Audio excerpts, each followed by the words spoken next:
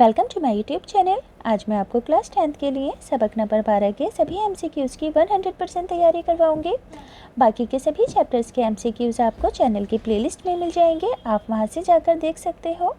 तो पढ़ना स्टार्ट करते हैं। सबक नंबर 12 एक गज़ल है। गज़ल का नाम है बहार बेसिपिर जामो यार गुजरे हैं।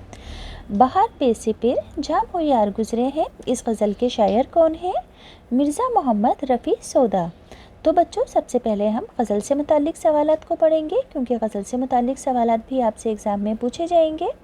तो सवाल नंबर 1 है, आम तौर पर गज़ल शायरी की वो सिन्फ यानी कि शायरी का वो प्रकार मुराद ली जाती है जिसमें डैश से बातें की जाती हैं, औरतों या महबूब से या फिर आशिक से। तो आम तौर पर गज़ल शायरी की वो सिन्फ मुराद ली जाती है जिसमें औरतों या फिर महबूब से बातें की जाती हैं। अगला सवाल है, गज़ल में आहिस्ता आहिस्ता इश्किया मज़ामीन के अलावा और कौन से मज़ामीन शामिल कर लिए गए? मज़ामीन यानी कि टॉपिक्स, हर तरह के मज़ामीन या इनकार के मज़ामीन। तो गज़ल में आहिस्ता आहिस्ता इश्किया मज़ामीन के अलावा हर तरह के मज़ामीन भी शामिल कर लिए गए। अगला सवाल है, उर्दू की सबसे ज़्यादा मकबूल सिन्फ़ सुख़न क्या है? यानी कि उर्दू लिटरेचर की सबसे ज़्यादा मकबूल शायरी कौन सी है? गज़ल है या फिर मसनवी है? तो उर्दू की सबसे ज़्यादा मकबूल सिन्फ़ सुख़न गज़ल है। गज़ल का हर शेर अपने मफ़हूम के एतबार से डैश होता है, उम्दा होता है या फिर मुकम्मल होता है? तो गज़ल का हर शेर अपने मायनों के एतबार में बिल्कुल मुकम्मल होता है।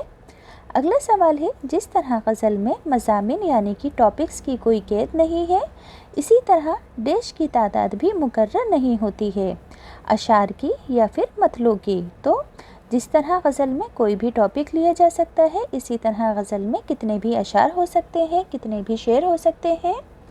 अगला सवाल है, गज़ल का पहला शेर जिसके दोनों मिसरे हम काफ़िया होते हैं डैश कहलाता है? मतला या फिर काफ़िया? देखो, गज़ल का पहला शेर जिसके आखिर के दोनों वर्ड एक जैसे हों, तो ये पहला शेर गज़ल का क्या कहलाता है? मतला कहलाता है। अगला सवाल है, गज़ल में एक से ज़्यादा हुस्न डैश हो सकते हैं, मतले या फिर रदीफ़? तो गज़ल में एक से ज़्यादा मतले हो सकते हैं। गज़ल का वो आखिरी शेर जिसमें शायर अपना तखल्लुस यानी कि अपना नाम लिखता है शॉर्टकट में, उस शेर को क्या कहते हैं? तो उस शेर को कहते हैं मतला। अगला सवाल है कि गज़ल का वो आखिरी शेर जिसमें शायर अपना तखल्लुस इस्तेमाल करता है उसे मतला नहीं मक्ता कहते हैं। यहाँ पर मैंने गलती से मतला लिख दिया था। अगला सवाल है, गज़ल का सबसे अच्छा शेर क्या कहलाता है? बैतुल गज़ल या शाबैत या शाह शेर या हुस्न शेर? तो गज़ल का सबसे अच्छा शेर बैतुल गज़ल या फिर शाबैत कहलाता है। अगला सवाल है, जिस गज़ल में रदीफ़ ना हो और शेर काफ़िए पर ही ख़त्म हो जाए, ऐसी गज़ल को क्या कहते हैं? गैर बैत गज़ल कहते हैं या गैर मुरद्दिफ़ गज़ल कहते हैं? तो जिस गज़ल में रदीफ़ ना हो और शेर काफ़िए पर ही ख़त्म हो जाए, तो ऐसी गज़ल को गैर मुरद्दिफ़ गज़ल कहते हैं। अब यहाँ पर हम मिर्ज़ा रफ़ी सौदा के बारे में पढ़ेंगे। मिर्ज़ा रफ़ी सौदा की पैदाइश कब हुई? 1712 में या 1713 में?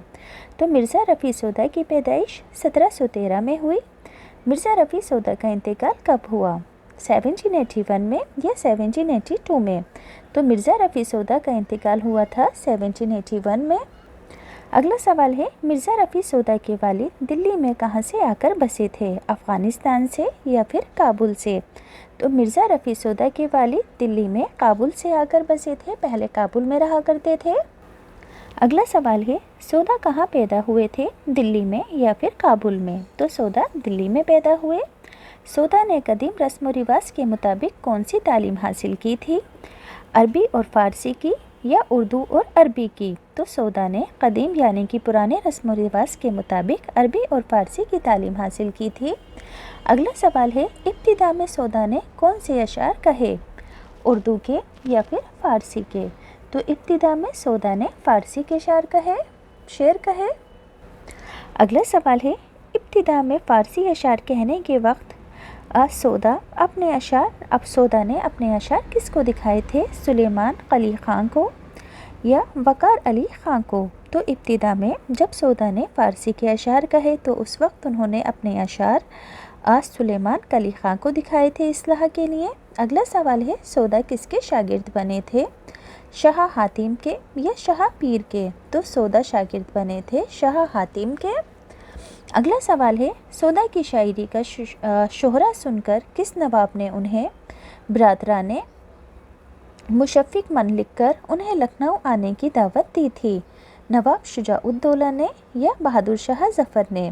تو سودا کی شاعری کا شہرہ سن کر نواب شجاع الدولہ نے برادران مشفق من لکھ کر انہیں لکھنؤ آنے کی دعوت دی تھی۔ اگلا سوال ہے سودا لکھنؤ میں کس نواب کے پاس گئے تھے؟ واجد علی شاہ کے پاس یا نواب شجاع الدولہ کے پاس؟ تو سودا لکھنؤ میں نواب شجاع الدولہ کے پاس گئے۔ سودا نے شاعری کی تمام اصناف یعنی کہ تمام پرکار میں شاعری کے ہر پرکار میں ہر ٹائپ میں کوششیں کی، طبع آزمائی کی، لیکن وہ کون سی صنف ہے جس میں وہ مہارت رکھتے ہیں؟ قصیدہ گوئی اور ہجو نگاری میں یا مثنوی اور مرثیہ نگاری میں؟ تو سودا سب سے زیادہ شاعری کی کون سی ٹائپ میں مہارت رکھتے ہیں؟ قصیدہ گوئی اور ہجو نگاری میں۔ اگلا سوال ہے اردو دیش کی تاریخ میں آج تک کوئی بھی سودا کے مرتبے تک نہیں پہنچ پایا ہے، قصیدے کی یا پھر مرثیے کی؟ تو اردو قصیدے کی تاریخ میں آج تک کوئی سودا کی برابری نہیں کر پایا ہے، انہوں نے اتنے عمدہ قصیدے لکھے ہیں۔ اگلا سوال ہے سودا کی غزلیں کس وجہ سے خاص اہمیت رکھتی ہیں؟ زبان کی صفائی اور لہجے کے تیکھے پن کی وجہ سے، فارسی اور اردو الفاظ کے میل جول کی وجہ سے؟ تو سودا کی غزلیں زبان کی صفائی اور لہجے کے تیکھے پن کی وجہ سے اہمیت رکھتی ہیں۔ اگلا سوال ہے بے سپیر کے کیا معنی ہے؟ بغیر کسی بچاؤ کے، بغیر کسی امید کے۔ تو بے سپیر کا مطلب ہے بغیر کسی بچاؤ کے، یاد رہے گا۔ اس غزل میں استعمال کیا گیا ہے یہ لفظ بے سپیر، تو بے سپیر کا مطلب ہے بغیر کسی بچاؤ کے۔ اگلا سوال ہے اضطراب کے کیا معنی ہیں؟ بے چینی کے یا بے فکری کے؟ تو اضطراب کا مطلب ہوتا ہے بے چینی۔ نسیم سے کیا مراد ہے؟ صبح کی خوشگوار ہوا یا صبح گرنے والی اوس؟ تو نسیم کا مطلب ہوتا ہے صبح کی خوشگوار ہوا۔ اگلا سوال ہے خاکسار سے کیا مراد ہے؟ خاک میں گرا ہوا یا خاک کی مانند؟ تو خاکسار کا مطلب ہے خاک کی طرح، خاک کی مانند۔ اگلا سوال ہے موج تند سے کیا مراد ہے؟ تیز لہر یا آندھی کی لہر؟ تو موج تند کا مطلب ہوتا ہے تیز لہر۔ بے سنگ سے کیا مراد ہے؟ پتھر سے یا پھر پتھر دل؟ تو بے سنگ کا مطلب ہے پتھر سے۔ اگلا سوال ہے کوہسار سے کیا مراد ہے؟ خاک یا پھر پہاڑ؟ تو کوہسار کا مطلب ہوتا ہے پہاڑ۔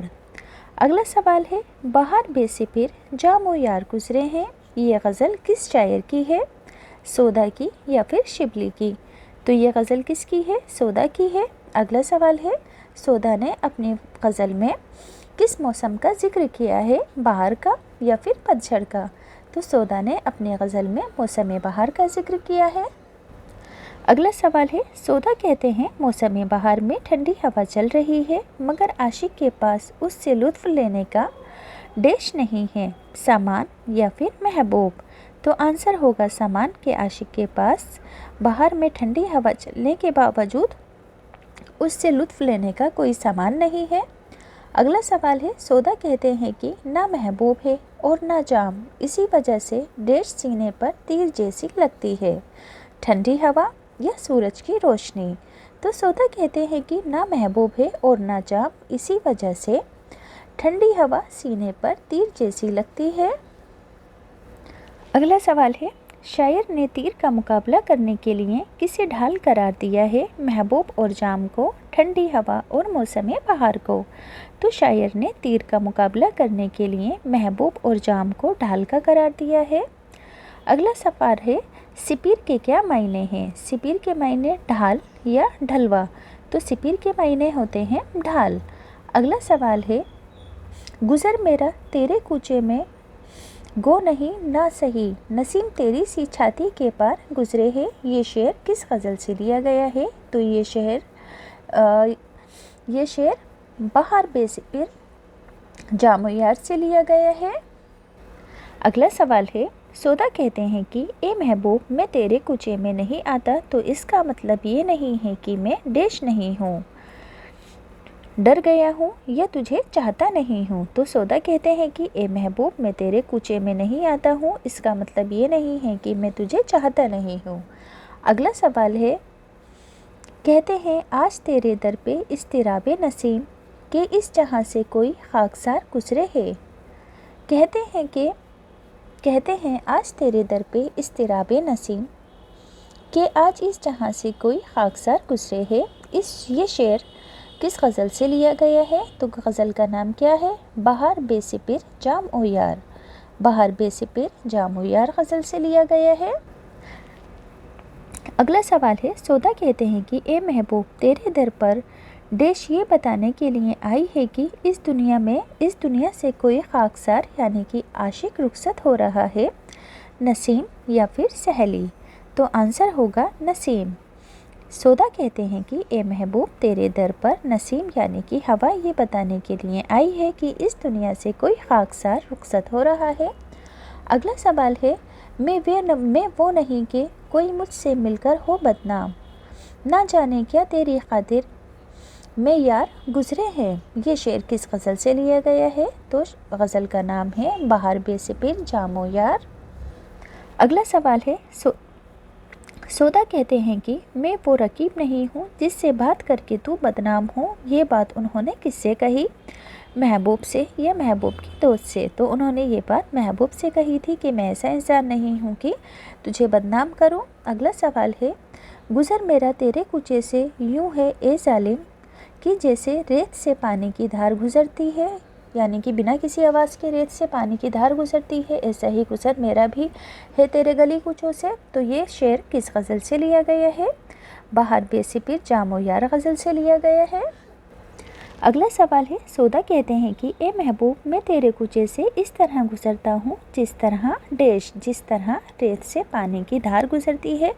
मैं भी तेरे कूचे से तेरी गली से इस तरह गुज़रता हूँ। अगला सवाल है, ये आदमी है कि सर मारता फिरे है बेसंग कि मौजे तुम सरे कोहसार गुजरे है। ये आदमी है कि सर मारता फिरे है बेसंग कि मौजे तुम सरे कोहसार गुजरे है। ये शेर किस गज़ल से लिया गया है? तो गज़ल का नाम है बहार बेसिपिर जामो यार। अगला सवाल है, सौदा कहते हैं कि आशिक इस कदर पुरजोश है कि उसे कुछ होश नहीं, इसलिए दीवानगी के आलम में पत्थरों से अपना सर पटक रहा है। जिस तरह डैश टकराती हैं, जिस तरह पानी की लहरें पहाड़ों से टकराती हैं।